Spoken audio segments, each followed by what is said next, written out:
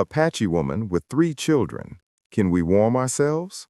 The cowboy's response changed everything. The wind slid through Red Willow Station with a dry whistle, flipping loose posters and shaking the porch lamps until their glass chimed. Late light turned the street the color of old pennies. Even the dogs kept their tails tucked. Calder Voss rode in alone, mail sack bouncing against his saddle. He looked like a man carved out of patience, hat brim low, jaw unhurried, yet his eyes kept scanning the clouds like he expected the sky to break apart. At the livery, he swung down, flexed his stiff fingers, and reached for the gate. That's when he saw them, standing where the boardwalk ended and the hard ground began. A woman in a worn shawl, 3 children pressed close. Not one of them stepped into town. They stayed just outside it, as if a line had been drawn in dust. The smallest boy held a tin cup with both hands. The oldest girl kept her chin lifted, but her knees trembled in tiny, stubborn beats. The middle child stared at the bakery window where warmth fogged the glass. The woman's face was calm in a way that made Calder uneasy. Calm can be courage. Calm can be exhaustion. Sometimes it's both. Her voice arrived on a sudden quiet in the wind. Can we warm ourselves? A man behind Calder muttered a single word, Apache, like it explained everything. Calder didn't turn. He watched the children shiver without drama, as if they'd learned even cold should be quiet. He could have tossed a coin, pointed them down the road, made kindness quick and cheap. Instead, he walked past the livery stove without stealing a breath of its heat, stopped in front of the woman, and shifted his stance so his shadow didn't fall over the children. Not here. Too many eyes. Come with me. Her brows tightened. Where? Calder nodded toward the far end of town, behind the freight shed, where an old bathhouse squatted, brick walls, crooked chimney, a faded sign that still promised clean water. The place sat mostly unused now, except when the station master wanted to look respectable. I have a key, Calder said, as if that settled the matter. The woman studied his hands, rope-scarred, cracked from work, mended gloves stitched with care. Your name? Calder. And yours? A beat. Sonny. They moved down the alley where coal smoke mixed with damp burlap. Calder's key stuck in the bathhouse lock, and he had to lean his shoulder into the door. It opened with a tired groan. Inside, dim light fell from high windows. The boiler at the back still held a faint warmth, like a heart that hadn't fully stopped. Calder fed it 2 sticks of wood. The flame caught softly, then steadied. The children edged forward, hands out, not touching, just breathing in the change.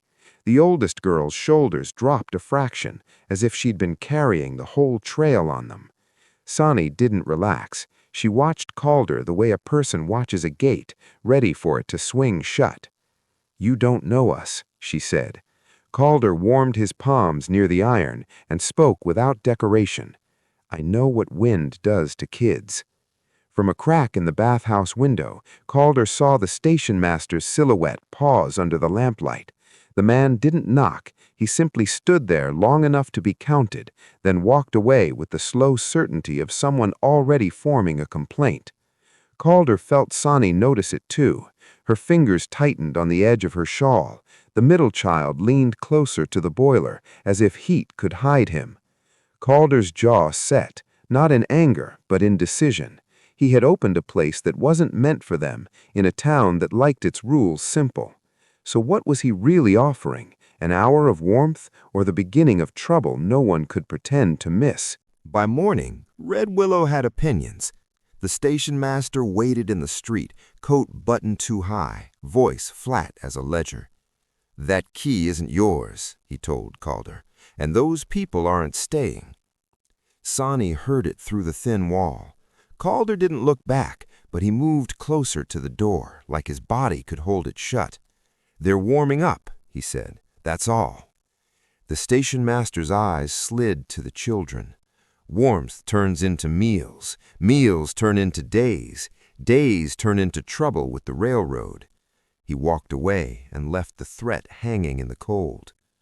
Calder could have pushed Sonny back onto the road before the town did it for him. He didn't.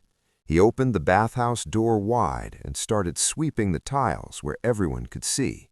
Slow strokes, honest work, a message: if you're going to judge, you'll have to judge this too. The first gift came without ceremony, a small loaf set on the step by the baker's wife, flour still on her sleeves. After that, help arrived in pieces: kindling, a blanket, a bucket of coal chips. Nobody made speeches, they simply put something down and walked off, as if kindness needed to stay quiet to survive. Sonny didn't soften right away. She worked. She scrubbed basins clean. She wrung out wet clothes. She taught the children how to sort, stack, and tend the fire so the boiler never went dead. Need was one thing, contribution was another. The town noticed the difference. Then the day turned. A rail worker burst into the depot with a telegraph slip in his fist. The line west was down, and a passenger train was creeping toward Red Willow with no warning that a hard front had iced the canyon grade. If the message didn't reach the next stop, folks could be stranded in open country after dark. The sheriff stared at the telegraph pole like it belonged to somebody else. The station master stared at Calder like blame had already chosen him. Calder collared his collar. "I can climb," he said, and headed for the pole. Sonny stepped out behind him. From her bundle, she pulled a coil of rawhide and a small tin of sticky resin. No drama, just tools. "Your hands will slip," she said, and pressed resin into the rope so it would bite even when wet. Up on the pole, wind snapping at Calder's coat, the wire fought like a live thing. Snow started as a whisper, then thickened until the world became soft and white and close. His fingers went numb. He wavered once. And here's the question that matters. Would Red Willow remember who steadied him? Sonny planted her boots, tightened the rawhide, and held the line steady until the splice took. Inside the station, the telegraph clicked alive like a heart returning. The warning went out. The train slowed. It arrived in Red Willow that night instead of freezing in the canyon.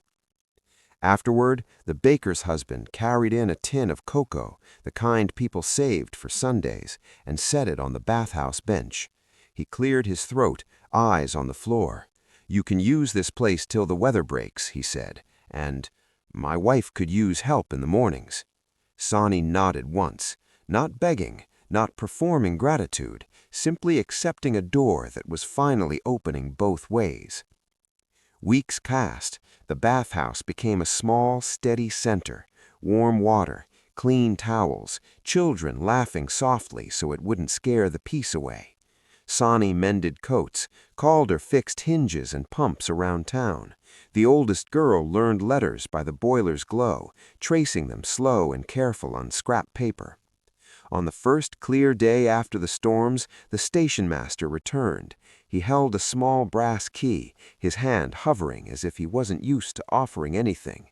"Keep it," he said. "Seems you've turned this place into something worth showing." Calder took the key, but he didn't close the door behind it. He stepped aside so Sonny and the children could walk through first, into sunlight that finally belonged to them too. And that's how Red Willow changed. Not with speeches, not with a single heroic day, but with ordinary choices repeated until they became a new kind of town.